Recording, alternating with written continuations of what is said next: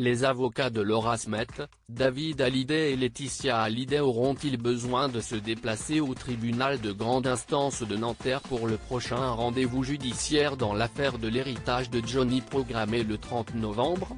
Selon les informations du quotidien Le Parisien et de BFM Télévisions, les trois parties mettent tout en œuvre pour aboutir à un accord avant cette échéance du calendrier de fin d'année. Un proche de Laetitia Hallyday confirme, et tout le monde veut avancer. Comme vous le révélait Closer il y a quelques jours déjà, l'ambiance semble en effet s'être pacifiée entre la veuve de Johnny Hallyday et ses deux premiers enfants. Le temps a calmé les tensions qui régnaient entre Laetitia, Laura et David, explique un ami de la mère de Jade et Joy.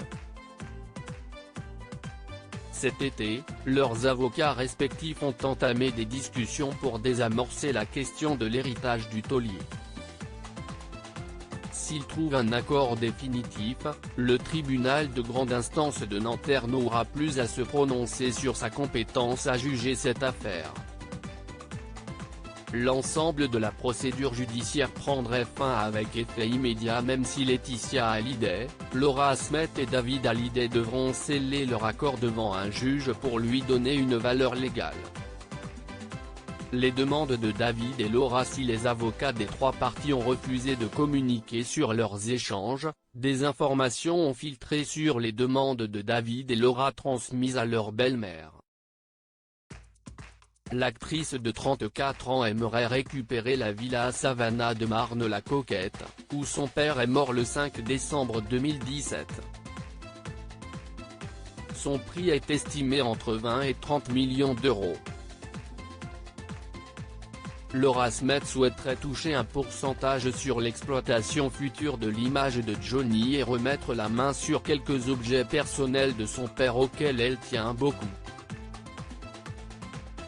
De son côté, David Hallyday envisagerait de s'octroyer une partie des droits du catalogue de son père, soit 24 albums sur les 51 de la carrière du plus grand rocker français de l'histoire.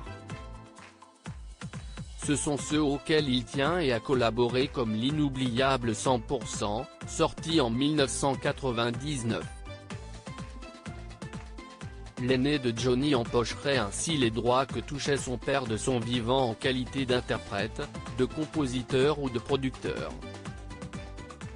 Enfin, il aimerait mettre en place un système de décision à 5 avec ses sœurs Laura, Jade, Joy et Laetitia Hallyday. Loading DJ.